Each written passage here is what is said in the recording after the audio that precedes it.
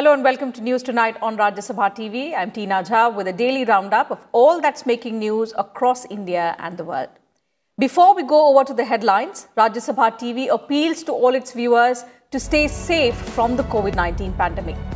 Wear face masks, wash hands and face regularly, and maintain physical distancing while stepping outside. Remember, these simple precautions are all that it takes to defeat the pandemic.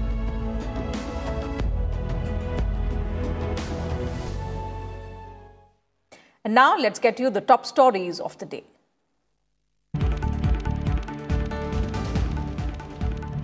Government approves production-linked incentive scheme worth 2 lakh crore rupees for 10 sectors.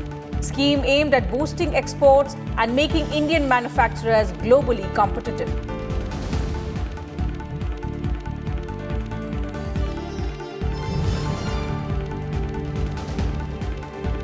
Transparency in tax system has promoted trust between the taxpayer and tax collector, asserts Prime Minister Narendra Modi. Says country moving ahead with the mantra of reform, perform and transform.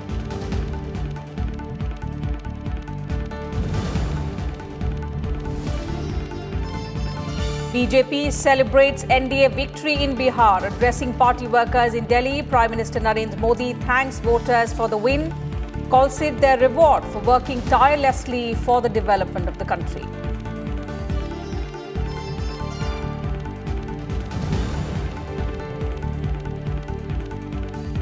Health Minister Dr. Vardhan reviews COVID-19 situation with health ministers and officials of 7 states, lays stress on promoting appropriate prevention methods. Russia claims Sputnik V vaccine has been 92% effective in phase 3 trials.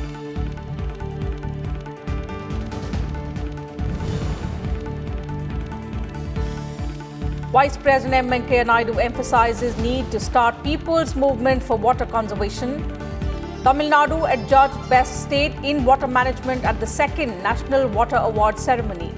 98 awards given in 16 categories.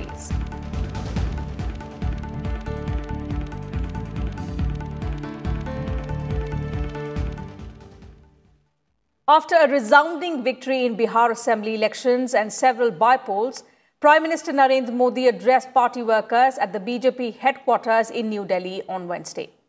Addressing the BJP workers, Prime Minister Modi said the party now had footprint across the country and results had made it clear that people would now support only those who work honestly for development.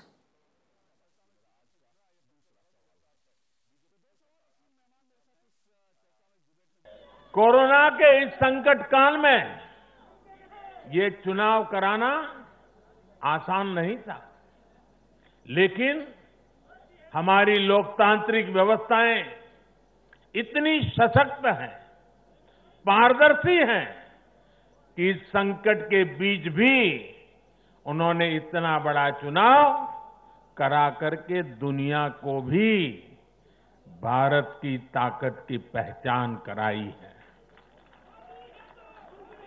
साथियों, इन चुनाव परिणामों में भाजपा को, NDA को अपार जन समर्थन मिला है। इसके लिए भारतीय जनता पार्टी के, एनडीए के लाखों कार्यकर्ता भाइयों बहनों को जितनी बधाई दूं उतनी कम है। The Prime Minister asserted that the only mantra for his party's victory was Sabka Saath, Sabka Vikas and Sabka Vishwas. हम हर वो काम करेंगे जो देश को आगे ले जाए। हम हर वो फैसला लेंगे जो देश हित में हो, देश के लोगों के हित में हो। आज भाजपा ही देश की एकमात्र राष्ट्रीय पार्टी है जिसमें गरीब, दलित, पीड़ित, शोषित, वंचित अपना प्रतिनिधित्व देखते हैं, अपना भविष्य देखते हैं। आज भाजपा ही देश की एकमात्र राष्ट्रीय पार्टी है जो समाज के हर वर्ग की आवश्यकताओं को समझती है, हर क्षेत्र की आवश्यकताओं को समझती है और उनके लिए काम कर रही है।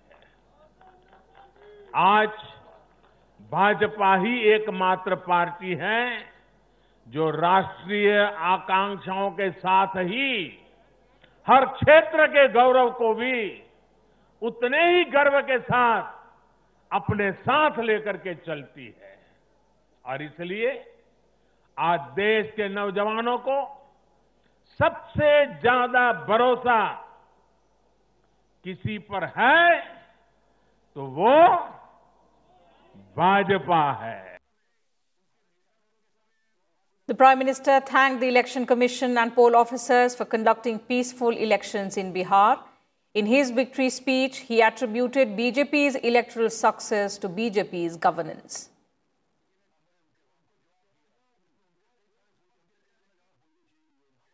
BJP President JP Nadda also addressed the party workers at the BJP headquarters. Addressing the huge gathering, Nadda said, "The people of Bihar have put the stamp of approval on Prime Minister Narendra Modi's work to deal with COVID-19 and help the poor during the pandemic."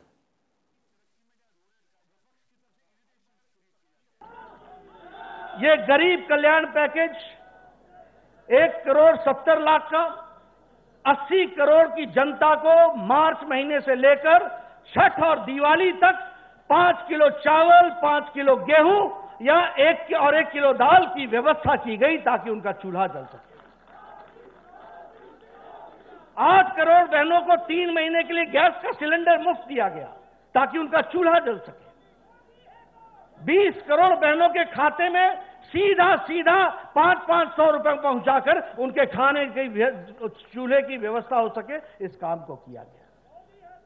और उसी तरीके से आत्मनिर्भर भारत और आत्मनिर्भर भारत का रूप देखा आत्मनिर्भर बिहार, और बिहार की जनता ने मोदी जी के इस काम के लिए मोहर लगाई। इस बात को हमको समझना चाहिए। So the huge celebration came after the ruling National Democratic Alliance once again retained power in Bihar. It secured an absolute majority in the 243-member state assembly. While the NDA got 125 seats, the RJD emerged as the single largest party with 75 seats in its kitty.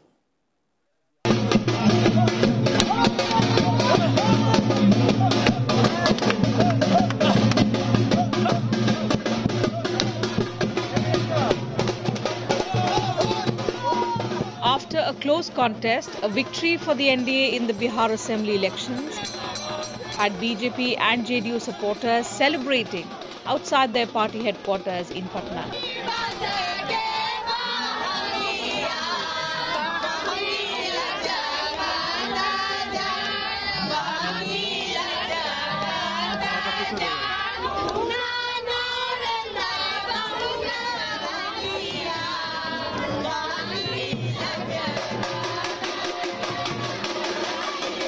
The first state election, held amid the COVID-19 pandemic, saw Chief Minister Nitish Kumar secure his 4th successive term in office. The NDA secured 125 seats, while the BJP won 74 seats. The JDU bagged 43. Among NDA allies, 4 seats each were bagged by the Vikashsheel Insan Party and the Hindustani Awam Morcha. गठबंधन में जब हम लड़ते हैं, सभी गठबंधन के हिस्सा हैं। किसी को हमारी सरकार बन रही है, चौथी बार सरकार बन रही है। इतिहास में बहुत ही कम अवसर हुए हैं जहां लगातार चौथी बार कोई सरकार बने। इससे बड़ी उपलब्धि कुछ नहीं हो सकती है।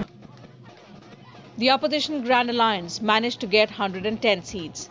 The RJD emerged as the single largest party in the state with 75 seats, while the Congress party secured just 19 seats. The Communist Party of India and CPIM won 2 seats each, while CPI-ML won 12 seats.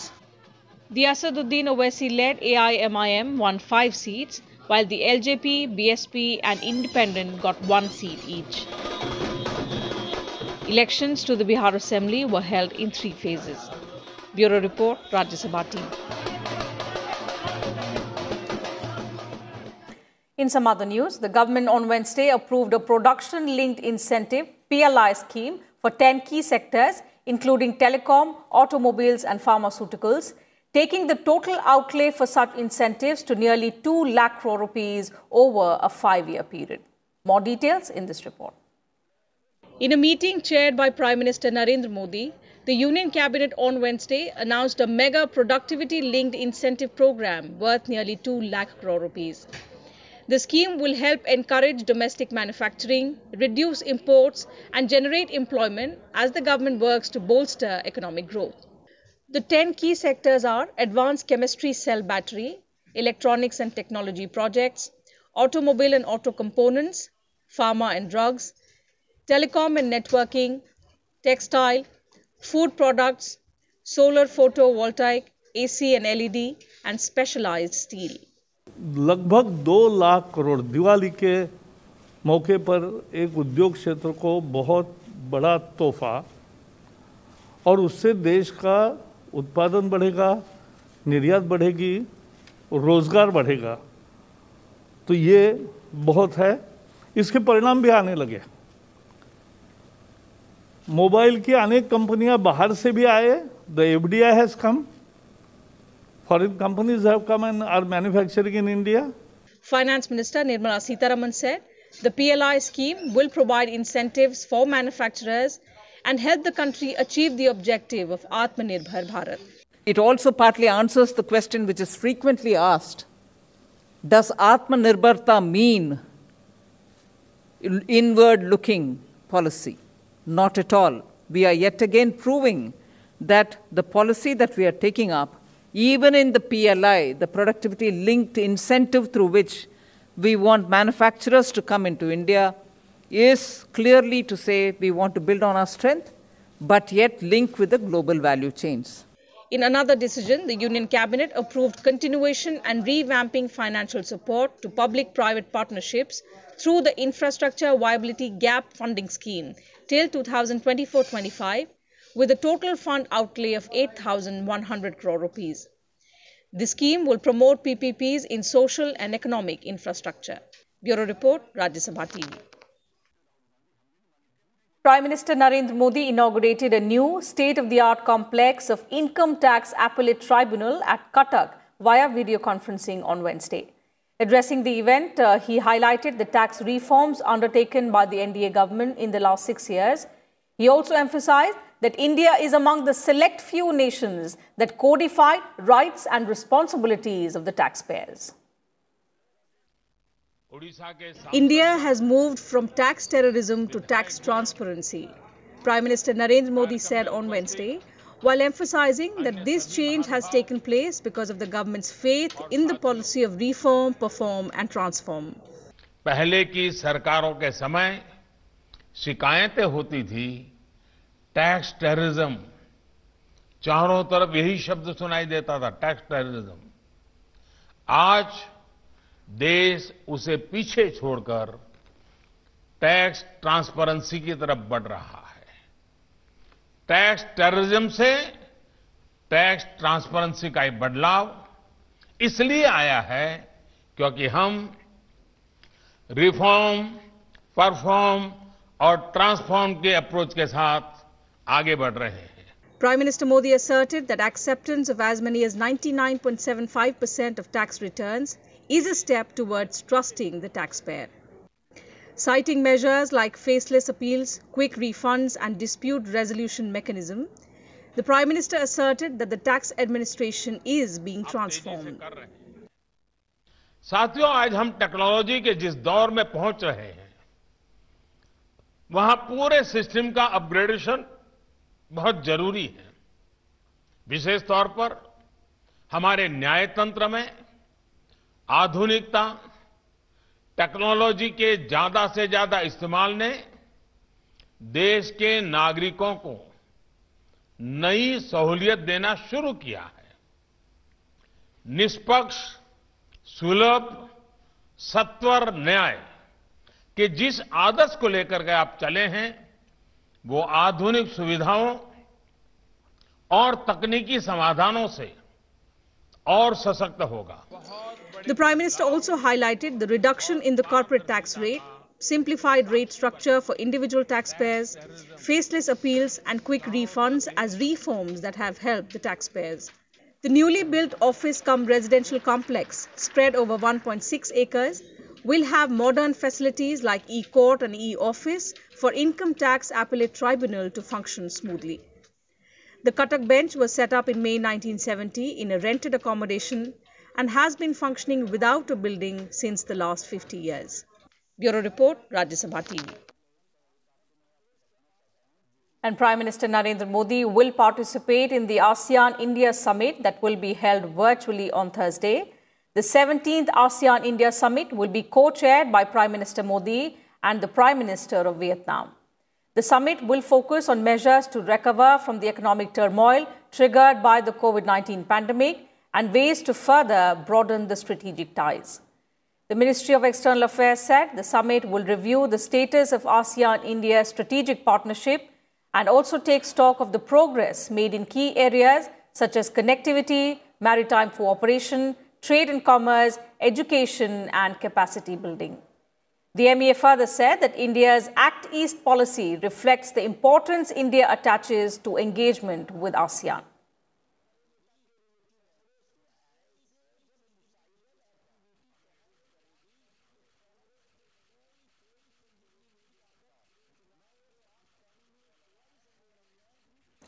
Nominations for the first 3 phases of District Development Council elections in Jammu and Kashmir have begun with the issuance of the notification.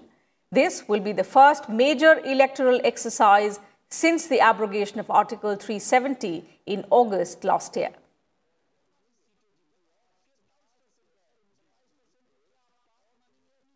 The election to 20 district development councils will be held in 8 phases.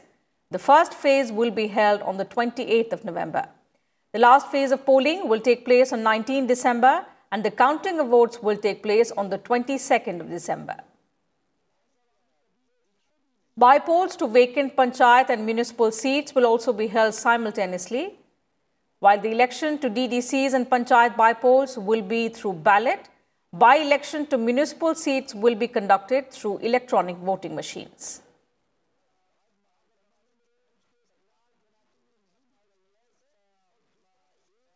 The Joint Committee on the Personal Data Protection Bill 2019 held its meeting on Wednesday.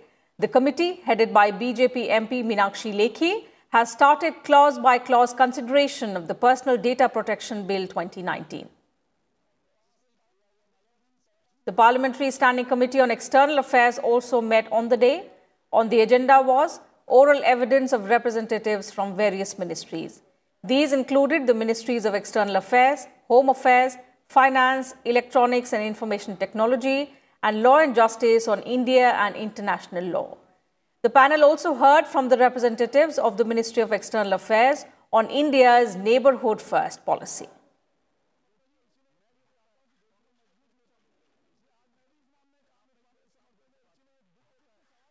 And let's now take a look at the COVID-19 situation in the country. Sustained decrease in the number of active cases over the past few weeks continues, with active cases falling below 5 lakh for the first time in more than 3 months. Active cases now stand at 4.94 lakh, making it 5.73% of the total positive cases. India reported 44,281 new cases and 512 deaths in the last 24 hours.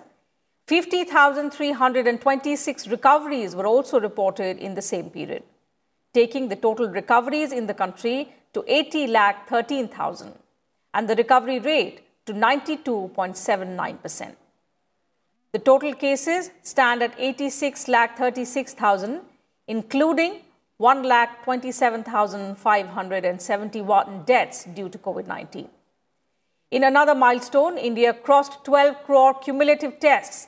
This includes 11.53 lakh tests conducted on Tuesday. The 5 states that reported the highest number of cases and deaths in the past 24 hours are Delhi, Kerala, West Bengal, Maharashtra and Haryana.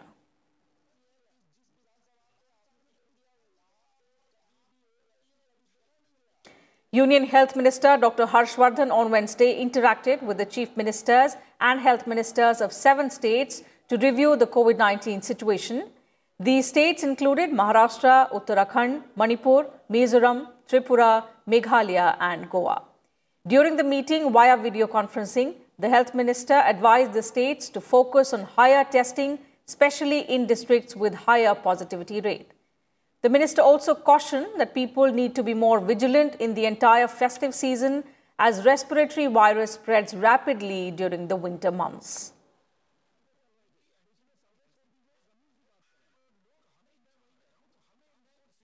Russia's Sputnik V vaccine has shown 92% efficacy in preventing COVID-19, according to interim trial results announced by the country's health ministry on Wednesday. The calculation is based on the 20 confirmed COVID-19 cases split between vaccinated individuals and those who received the placebo, as per the Russian Direct Investment Fund. The efficacy of the vaccine, developed by the Gamaleya Center, was demonstrated on the basis of a first interim analysis obtained 21 days after the first injection. The Russian Health Ministry said there were no unexpected adverse events during the trials. Monitoring of the participants is still ongoing. The announcement follows results unveiled earlier this week by vaccine developers Pfizer and BioNTech, who said their vaccine was more than 90% effective in preventing COVID-19. The interim research data of Sputnik V has not been published or peer-reviewed yet. Currently, 40,000 volunteers are taking part in phase 3 of Sputnik V clinical trials, out of which over 20,000 have been vaccinated with the first dose of the vaccine and more than 16,000 with both the first and the second doses of the vaccine.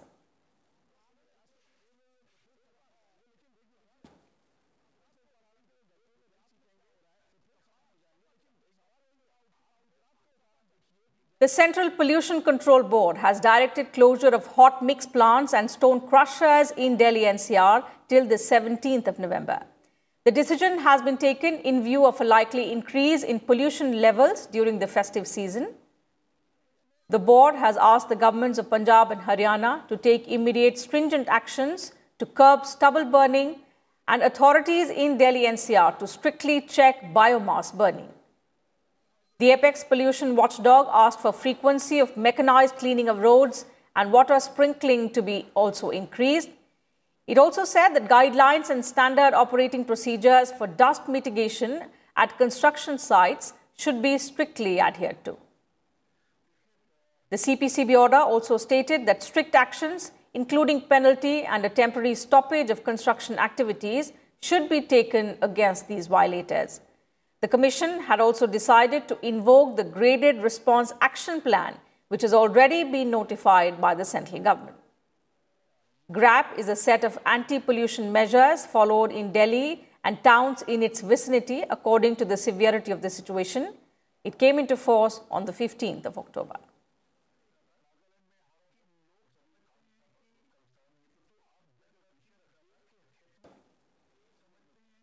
Union Health Minister Dr. Vardhan on Wednesday digitally attended the 10th BRICS Health Ministers Conference.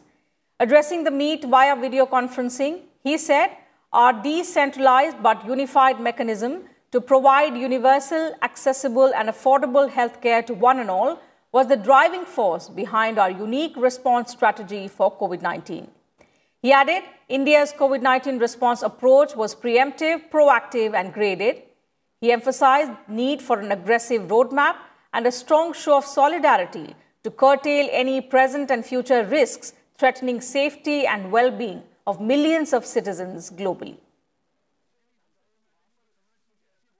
A rapid and robust institutional response was activated under the leadership of our visionary Prime Minister, Shri Narendra Modi ji. While the central government steered this movement with constant monitoring and evaluation, providing hand-holding support to the states to tackle this crisis holistically, our respective state governments also undertook various unique strategies to keep their response mechanism agile and vigilant.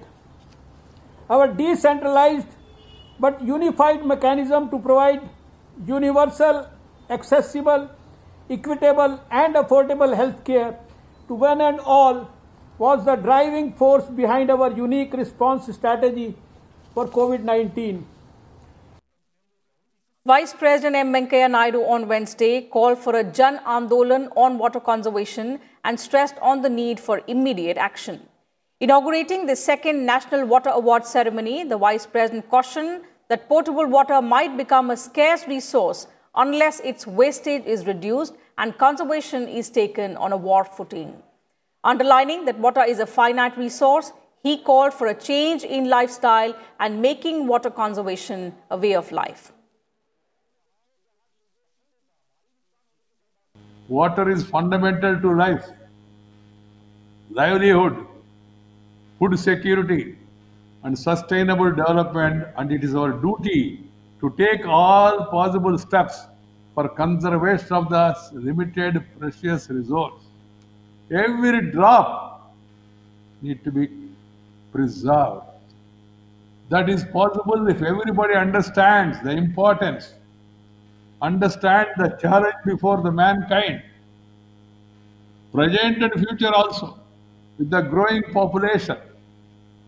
So we need to take this message far and wide to every corner of this country. The Supreme Court on Wednesday granted interim bail to journalist Arnab Goswami in a 2018 abetment to suicide case. The Apex Court also granted interim bail to Nitish Sharda and Firoz Mohammad Sheikh in this case. The bail was granted to them on a personal bond of 50,000 rupees each. The top court was hearing the appeals against the High Court's November 9 order, rejecting the pleas, including that of Goswami, for grant of interim bail. The accused were arrested by the Alibag police in Maharashtra's Raigad district on the 4th of November.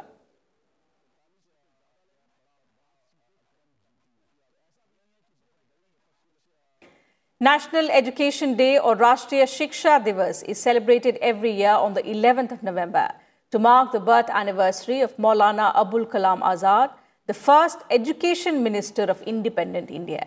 He was a key educationist who played an important role in developing the education system in independent India. Vice President M. Venkaiah Naidu paid tribute to the freedom fighter and remembered Azad for his enduring contribution in the field of education and for relentlessly striving for national unity. Prime Minister Narendra Modi remembered Azad as an exemplary stalwart who made outstanding contributions to national progress and said that his ideals will continue to motivate us. Lok Sabha Speaker Om Birla also paid homage to Bharat Ratna Maulana Abul Kalam Azad and said that his remarkable contribution in the field of education is an inspiration for everyone.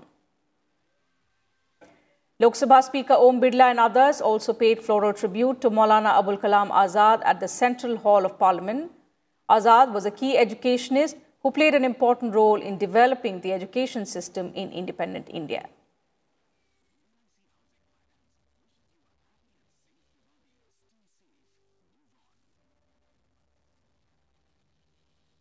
So that's it from us in this bulletin. But before we leave, we once again appeal and urge all our viewers to stay safe from the COVID-19 pandemic.